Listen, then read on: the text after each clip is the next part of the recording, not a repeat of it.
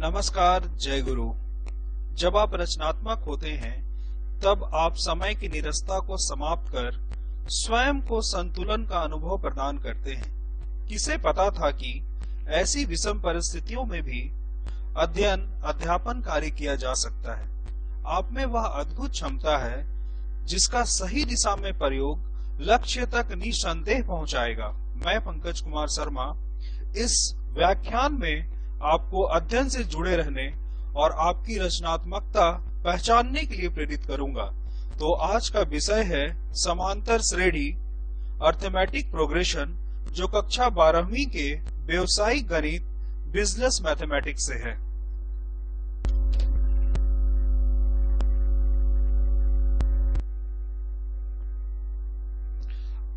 Arithmetic progression समांतर श्रेणी जानने से पहले बेसिक टर्मिनोलॉजी को जानना आवश्यक होगा, जिसका उपयोग ज्यादातर होता है, जैसे sequence, series, progression.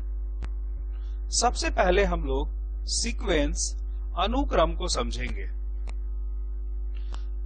Sequence A succession of quantities in a definite order of arrangement formed according to a definite or specific rule is called a sequence।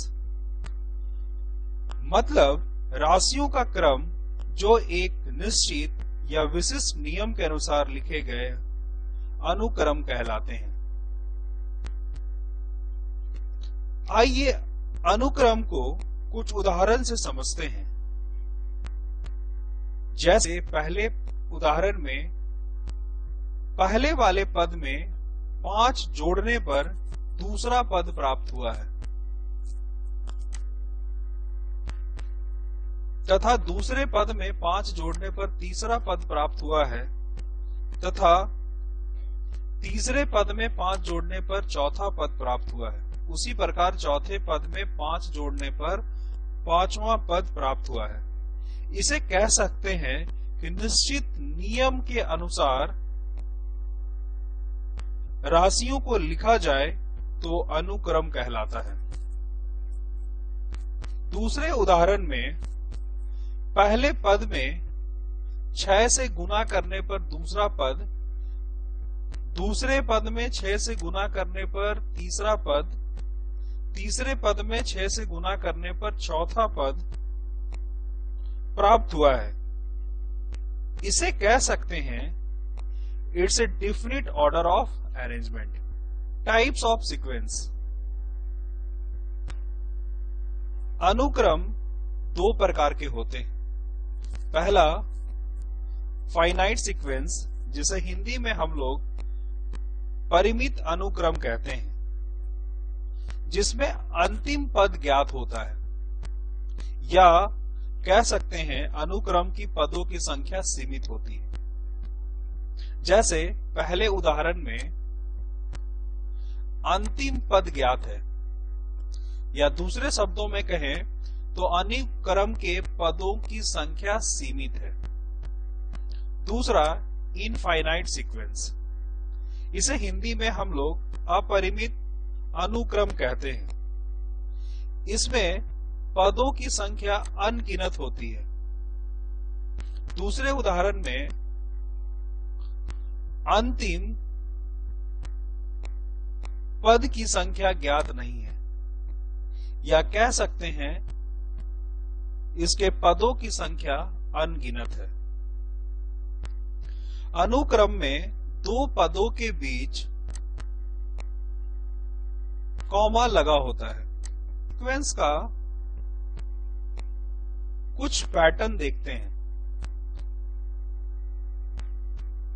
पहले पैटर्न में दिया हुआ है Tn is equal to 2n plus 5। यहां प्रश्न में अनुक्रम के 3 पद लिखने हैं, तो कह सकते हैं माना 3 पद T1, T2 और T3 हैं।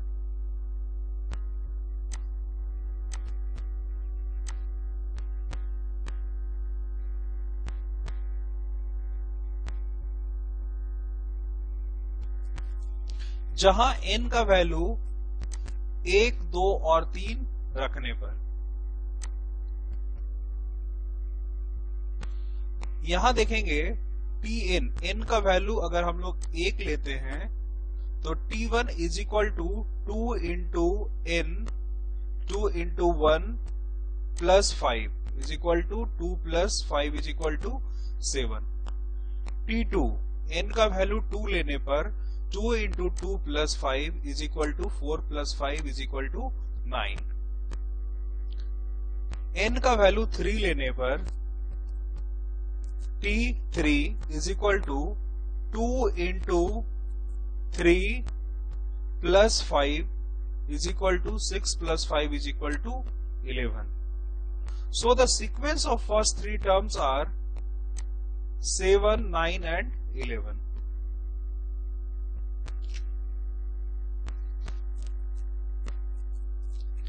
दूसरे पैटर्न में भी सीक्वेंस के 3 टर्म्स निकालने हैं।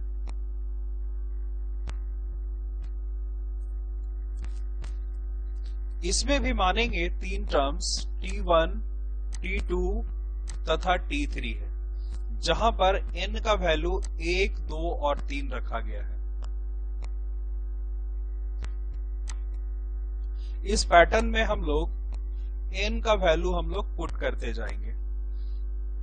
n का वैल्यू अगर हम लोग 1 रखते हैं तो T1 is equal to 2 into 1 minus 3 divided by 4 is equal to 2 minus 3 divided by 4 is equal to minus 1 by 4। T2 जहां पर n का वैल्यू हम लोग 2 रखे हैं, 2 into n, 2 into 2 minus 3 divided by 4 is equal to 4 minus 3 divided by 4 is equal to 1 by 4। T3 जहां पर हम लोग n का वैल्यू 3 रखे हैं, 2 into n minus 3, 2 into 3 minus 3 divided by 4 is equal टू 6 minus 3 divided by 4 is equal. So the first 3 terms of sequence are minus 1 by 4, 1 by 4 and 3 by 4.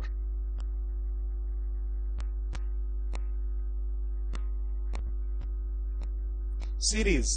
If the term of sequence is connected with plus or minus sign, then the number are called series. For example, 1, 5, 9, 13 and 17. अनुक्रम 1, 5, 9, 13 और 17, इसमें 2 पदों के बीच plus sign लगा हुआ है और यह एक निश्चित नियम से व्यवस्थित है।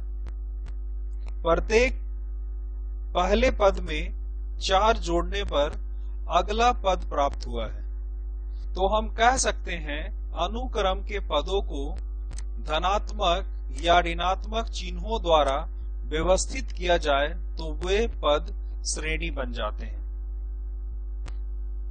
श्रेणी भी 2 प्रकार के होते हैं। पहला फाइनाइट सीरीज, परिमित श्रेणी। If the last term of the series is known, each called finite series. Infinite series, अपरिमित श्रेणी. If the last term of the series is not known, each called infinite series.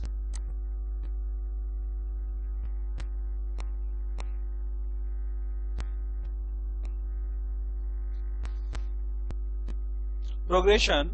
If the term of a sequence or series are following certain pattern or rules, then the sequence or series is called progression. यदि अनुक्रम या श्रेणी के पदों को कुछ विशिष्ट सजावट या नियम के अधीन लिखा जाए तो उस अनुक्रम या श्रेणी को श्रेणी कहा जाता है।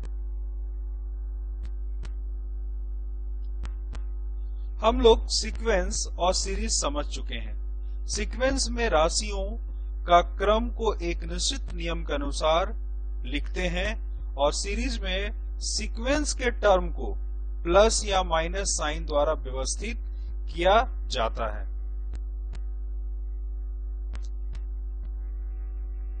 श्रेणी के प्रकार। Types of progression. There are 3 types of progression. Number 1, arithmetic progression, समांतर श्रेणी। The difference between any two consecutive terms are same is called arithmetic progression.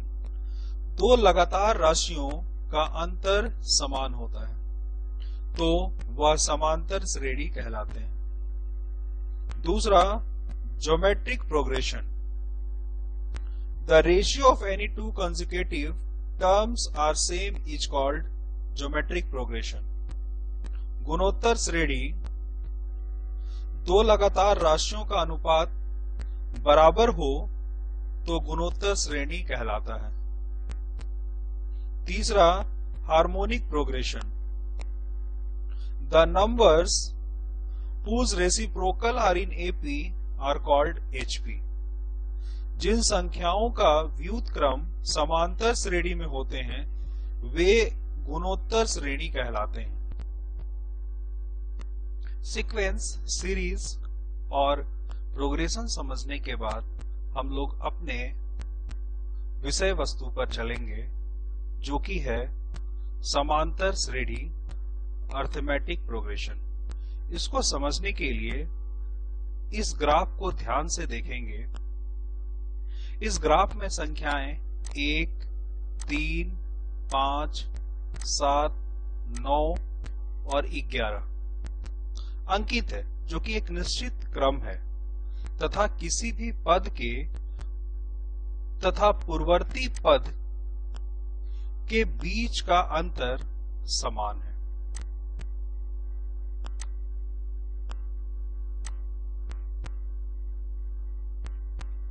मतलब प्रत्येक का अंतर 2 है और संख्याएं बढ़ते क्रम में है जिसका सार्व अंतर समान है या बराबर है। तो हम कह सकते हैं if the difference of a term with its previous term in a series is constant, that is called arithmetic progression. ऐसा अनुक्रम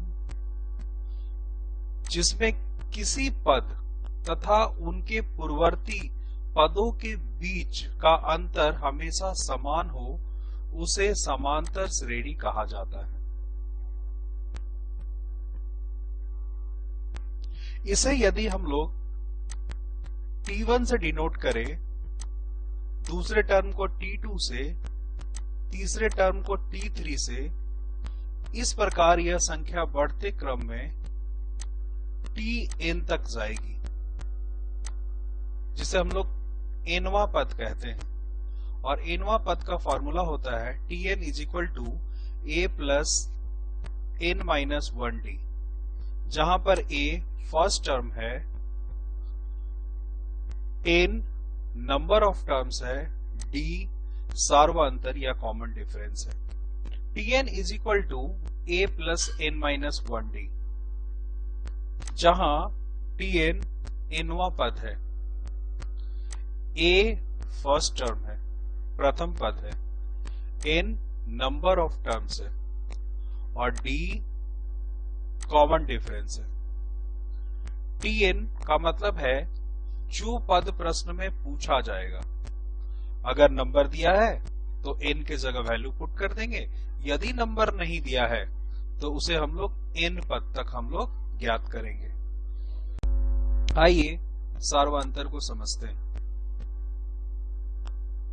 मान लीजिए एक सीक्वेंस दिया है 2, 8, 14, 20 एंड 26। इस सीक्वेंस को अगर हम लोग ध्यान से देखेंगे तो पहले पद में 6 जोड़ने पर दूसरा पद प्राप्त हो रहा है, उसी तरीके से दूसरे पद में 6 जोड़ने से तीसरा पद एंड सो ऑन। तो कह सकते हैं अगर हम लोग दूसरा पद में से पहले पद को माइनस कर दें तो हमें संख्या 6 मिलेगी। उसी प्रकार तीसरे पद में से दूसरे पद को अगर माइनस करें तो संख्याएं 6 मिलेगी। प्रत्येक इसी तरीके से करेंगे हम लोग तो सभी का अंतर समान होगा, तभी वो समांतर श्रेणी होगी। तो कह सकते हैं हम लोग समांतर श्रेणी में T2 minus T1, T3 minus T2, T4 minus T3 equal होते हैं। उसे ही हम लोग कॉमन डिफरेंस बोलते हैं, जिसे हम लोग D से डिनोट करते हैं। यहाँ पर D इज इक्वल टू 6 है। दूसरे उदाहरण में अगर देखें हम लोग तो संख्याएं घट रही है, मतलब इन दोनों का अंतर -5 है।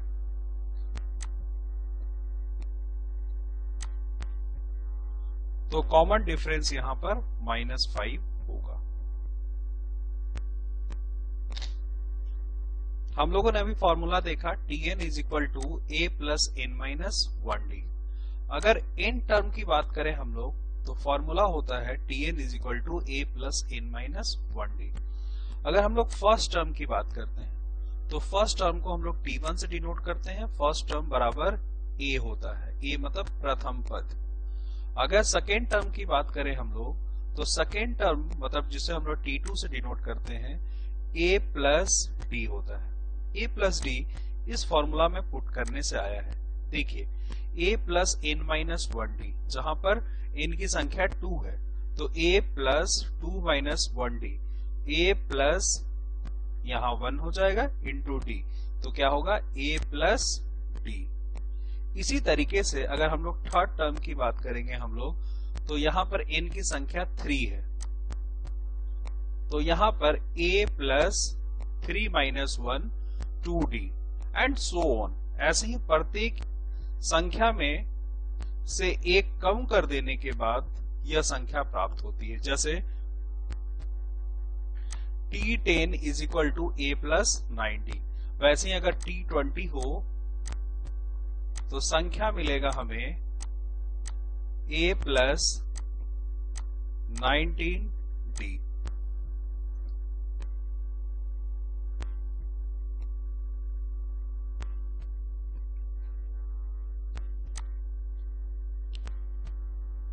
आइए एक उदाहरण देखते हैं हम लोग। -5, -3, -1, 1, 3 एंड 5 ये सीक्वेंस दिया हुआ है। इस सीक्वेंस में सबसे पहले हम लोग देखेंगे पहला टर्म, पहला पद क्या है। पहला पद -5 है। डिफरेंस निकालेंगे हम लोग T2 minus T1। T2 minus T1 मतलब -3 माइनस यहां -5 है तो एक माइनस ऑलरेडी, इसलिए हम लोग इसको ब्रैकेट में लिखेंगे। -3 प्लस 5 इज इक्वल टू 2। अगर हम लोग T10 निकालना हो, T10 is equal to a plus 9d। a का वैल्यू पता है -5 plus 9 into 2 is equal to 18 minus 5 is equal to 13। T20 अगर निकालना हो a plus 19d is equal to -5,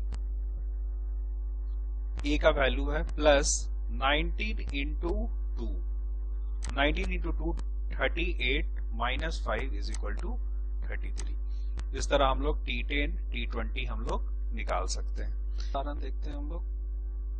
find the 28th term, 20वां पद याद करना है।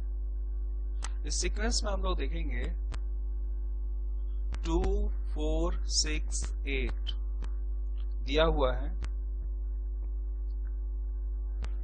दो पदों का अंतर 2 है। 4 माइनस 2 या 6 माइनस 4 करेंगे तो डिफरेंस मिलेगा 2। यहां पर फर्स्ट टर्म जिसको हम लोग A1 से डिनोट किए हैं, दूसरा पद A2, तीसरा A3, ऐसे करके अगर 20वां पद की बात करें हम लोग तो A20 से अगर डिनोट करते हैं तो हमें फॉर्मूला पता है an का फॉर्मूला होता है a plus n minus 1 d। तो tn के जगह पे क्या है, an है a20 is equal to first term है 2, कॉमन डिफरेंस भी पता है हमें n माइनस 1d, nवा पद पता है हमें 20 माइनस 1d।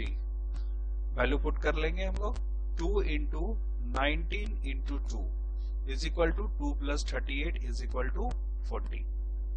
तो इस तरीके से 20वां पद 40 है।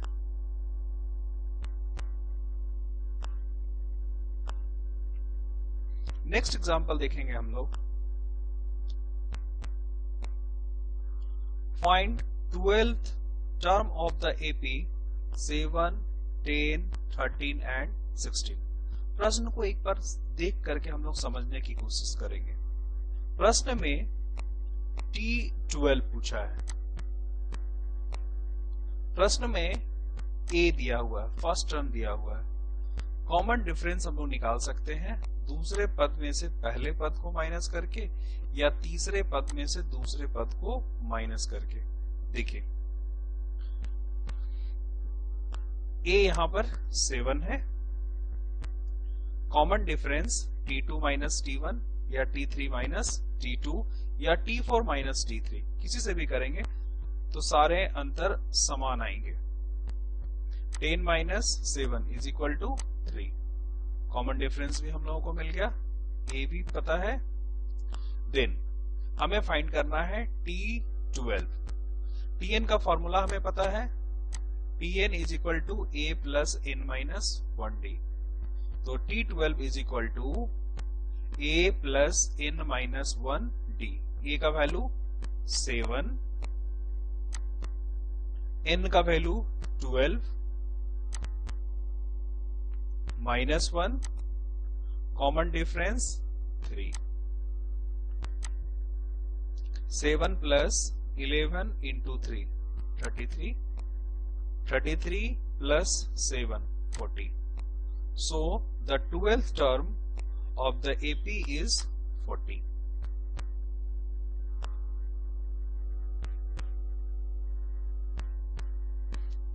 Third example, find 23rd term and nth term of the sequence 19, 14, 9 and 4. इस सीक्वेंस को ध्यान से देखिए। इस सीक्वेंस में कहीं जिक्र नहीं है एपी में है या जीपी में है या एचपी में है। तो सबसे पहले हम लोग इन दोनों का डिफरेंस चेक करेंगे। तो इन दोनों का डिफरेंस -5 है, इनका भी डिफरेंस -5 है और इनका भी डिफरेंस -5 है। ये संख्याएं घटते क्रम में है। यहां पर हमें T23 फाइंड करना है और T10 फाइंड करना है। यहां प्रश्न में A दिया हुआ है, कॉमन डिफरेंस हम लोग T2 माइनस T1 करके निकाल सकते हैं हम लोग। आइए देखते हैं। First term 19, common difference T2 minus T1 14 minus 19 is equal to -5। या हम लोग T3 माइनस T2 भी कर सकते हैं। T3 माइनस T2 करेंगे तब भी वैल्यू कितना मिलेगा, -5। Tn का फॉर्मूला पता है हम लोगों को, A plus n minus 1d। हमें फाइंड करना है T23। T23 is equal to A plus 23 minus 1d, या लिख सकते हैं A प्लस 22d। यहां पर A का वैल्यू 19 है, कॉमन डिफरेंस हम लोग निकाल चुके हैं। हो जाएंगे A प्लस 22 इंटू -5, 22 इंटू -5 करेंगे -110 एंड प्लस 19, इट मीन्स -91। सो आपका T23 मिला -91। प्रश्न में कहा है Tn भी फाइंड करना है। तो Tn is equal to A plus n minus 1d। ये फॉर्मूला पहले से पता है हमें। वैल्यू पुट कर देंगे, ए का वैल्यू हम लोग को मिला हुआ है 19, एन का वैल्यू हमें पता नहीं है, एन का पता नहीं है तो एन को स्वतः जैसे है वैसे ही रहने देंगे। n -1 d, d का वैल्यू पता है हमें, जो पता है वैल्यू उस वैल्यू को पुट कर देंगे। 19 minus 5 into n, -5n, -5 into -1, minus minus plus, और 5 1 जा 5, सो 19 plus 5 24 minus 5n, so n term of this sequence is 24 minus 5n, so there is a 2 answer.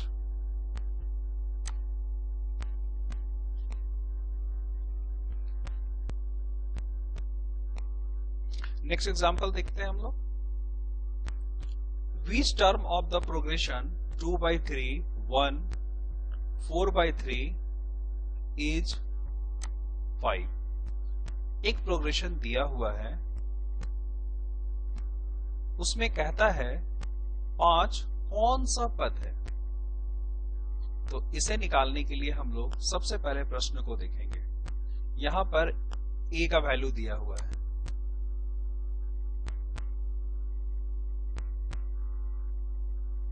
tn का भी वैल्यू दिया हुआ है, इन दोनों का डिफरेंस हम लोग निकाल लें t2 माइनस t1, तो हमें d भी फाइंड हो जाएगा। और प्रश्न में पूछा है कौन सा पद 5 है, मतलब टर्म n मान लेंगे हम लोग। देखिए a is equal to 2/3, d common difference t2 minus t1, 1 minus 2/3, यहां कुछ नहीं है मतलब 1 है, दोनों का अगर एलसीएम लेंगे 3 मिलेगा, 3 minus 2/3 is equal to 1/3, common difference हमें मिल गया 1/3। tn का वैल्यू हमें पता है, tn is equal to 5। Now हम लोग जानते हैं फॉर्मूला होता है tn is equal to a plus n minus 1d। tn के जगह पे 5 पुट कर देंगे हम लोग, a का वैल्यू भी हमें पता है, n का वैल्यू पता नहीं है हमें, n माइनस 1 रहने देंगे, कॉमन डिफरेंस भी हमें पता है, d का वैल्यू पुट कर दिए हम लोग। 5 इज इक्वल टू 2/3 प्लस 1/3 को n से मल्टीप्लाई करेंगे तो n/3 होगा, 1/3 को -1 से करेंगे तो -1/3 होगा। नाउ यहां पर तीनों का अगर एलसीएम ले लेंगे तो मिलेगा 3, 2 प्लस n माइनस 1। इसे सॉल्व करेंगे हम लोग तो मिलेगा 2 माइनस 1 इज इक्वल टू 1, तो n माइनस 1 डिवाइडेड बाई 3, यहां कुछ नहीं है, यहां 1 है, क्रॉस मल्टीप्लिकेशन कर देंगे, n plus 1 is equal to 5 into 3 15, so n is equal to 15 minus 1, n is equal to 14। तो कह सकते हैं कि 5 इस श्रेणी का 14वां पद है। नेक्स्ट एग्जांपल देखते हैं हम लोग। Is 119 any term of the given series 7, 11, 15? पूछता है 119 क्या गिवन सीरीज का कोई पद है? इस प्रश्न में a पता है हमें, a is equal to 7, difference निकाल सकते हैं हम लोग t2 minus t1, 11 minus 7 is equal to 4, tn मान लेते हैं nवां पद 119 है, यदि होगा सही आंसर आएगा तो हाँ होगा, और अगर नहीं आएगा तो कह सकते हैं हम लोग 119 इस सीरीज का कोई पद नहीं है। tn is equal to a plus n minus 1 d, यहाँ पे tn का वैल्यू हम लोग पुट कर दिए 119 इज इक्वल टू a का वैल्यू है 7 plus n minus 1 d। d का वैल्यू हम लोगों ने पुट कर दिया, a का पुट कर दिया और d का। यहां देखिए 119, इस 7 को बाईं ओर लेकर के आएंगे तो ये प्लस वाला माइनस में हो जाएगा, इज इक्वल टू 4 को n से मल्टीप्लाई करेंगे 4n, माइनस 1 को 4 से करेंगे माइनस 4। यहां देखिए 119 माइनस 7 इज इक्वल टू 112। इस 4 जो माइनस में इस साइड था इसको इस साइड लेकर के आएंगे तो plus 4 is equal to 4n। n is equal to होगा 116 by 4, so n is equal to 29। तो कह सकते हैं 119 इस रेढ़ी का 29वां पद है। हाँ, 119 इस रेढ़ी का 29वां पद है। आशा करते हैं आपको अर्थमेटिक प्रोग्रेशंस के कुछ क्वेश्चंस समझ में आए होंगे। ये कुछ क्वेश्चंस आपके प्रैक्टिस के लिए हैं। आप कमेंट बॉक्स पे आप इसके आंसर कमेंट कर सकते हैं। अगर किन्हीं को इस वीडियो से संबंधित कोई भी डाउट है तो आप उसे कमेंट सेक्शन में पूछ सकते हैं। If their doubt arises related to this video, you can ask in the comment section. Thank you. Jai Guru.